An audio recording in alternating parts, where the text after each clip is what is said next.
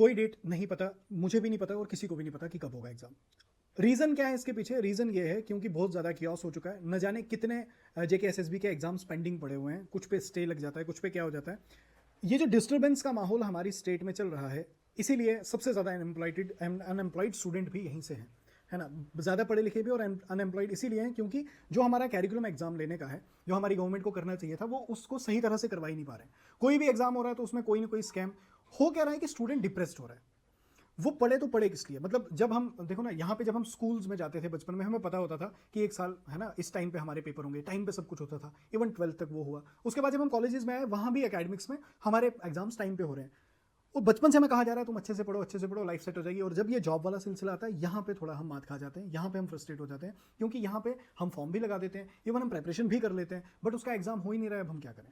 Timing ही हमें पता नहीं है। मैं आपको सिंपल सी एक चीज़ बोलूँगा, ऐसी ही सिचुएशन सबकी है इस टाइम पे। हर एक, मैं ये नहीं कहूँगा कि सिर्फ नर्सिंग, अब हमारा नर्सिंग के लिए डेडिकेटेड चैनल है, बट हर स्टूडेंट के लिए ये बात इंप्लीमेंट करती है। मैं तुम्हें एक ही चीज़ बताऊँगा कि अगर आपने किसी भी कोई भी प्रोफेशनल कोर्स करके रखा हुआ है, आप कभी भी बेकार नहीं बैठ सकते।